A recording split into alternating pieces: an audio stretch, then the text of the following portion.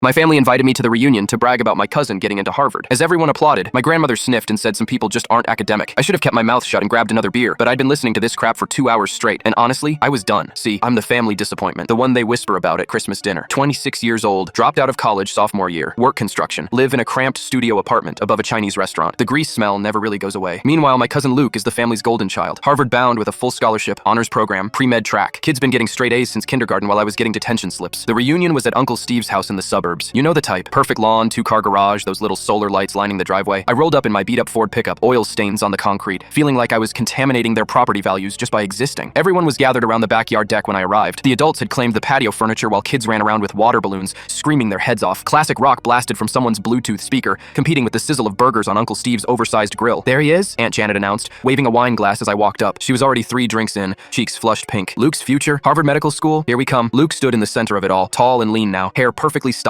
like some college recruitment poster. Gone was the awkward kid with braces, I remembered. This version looked like he belonged in a catalog for successful people. "We're so proud," Uncle Steve added, flipping a burger with unnecessary flair. "Full ride scholarship, you know they're practically paying him to attend." My mom spotted me lurking by the cooler and waved me over. She was wearing her nervous smile, the one she gets when she's worried I'm going to embarrass the family again. "Luke's been telling us about orientation week," she said, trying to include me in the conversation. "Sounds amazing, right?" I nodded and cracked open a Coors Light, letting the condensation drip onto my steel-toed boots. The same boots that had been caked with mud that morning, crawling under a house to run electrical lines. "You know," Aunt Janet continued, gesturing dramatically, "Luke's going to be a doctor. A real doctor. Finally, someone successful in this family." The comment hit like a slap. Everyone nodded and murmured agreement, raising their drinks in toast. Luke just stood there soaking it up, that smug little grin spreading across his face like he'd won the lottery. "Not everyone can be book smart," Uncle Steve added, glancing my way with what I'm sure he thought was sympathy. "Some people are more hands-on." That's when Grandma Helen, perched in her lawn chair like some judgmental queen, looked directly at me and delivered the line that finally broke my patience. "Some people just aren't academic." The whole backyard went dead quiet. 20-something relatives, all eyes on me, waiting for me to shrink away like I always did, waiting for me to mumble something about needing another beer and disappear into the house. Instead, I pulled out my phone. My hands were surprisingly steady. "You're absolutely right, Grandma," I said, opening my banking app. "I'm not academic at all." I turned the screen toward the crowd. The bank statement showed my checking account balance, and more importantly, last month's deposit. The number seemed to glow on the screen. Luke squinted at my phone. His face went completely white. "Union electrician," I explained calmly, taking a sip of beer. "Specialized in high-voltage industrial work, power plants, manufacturing facilities, the dangerous stuff nobody else wants to touch." Aunt Janet's wine glass was frozen halfway to her mouth. Uncle Steve had stopped flipping burgers entirely. My brother's mouth literally fell open. My sister just stared. "I clear about 15 grand a month," I continued. "Sometimes more if there's overtime or emergency calls. Turns out people pay really well for someone willing to work with electricity that can literally kill you." The silence was so complete I could hear the neighbor's dog barking 3 houses down. Grandma Helen was staring at her hands. Even the kids had stopped screaming in the pool. "Anyway," I said, draining my beer, "I should get going. Early job tomorrow. We're installing backup generators at the hospital." I paused, letting that sink in. You know, keeping the lights on for future doctors. I set down my empty bottle and looked at Luke one last time. "But hey, I'm sure Harvard's great too, buddy. Maybe in 4 years of undergrad, then 4 years of med school, then however many years of residency, you'll catch up."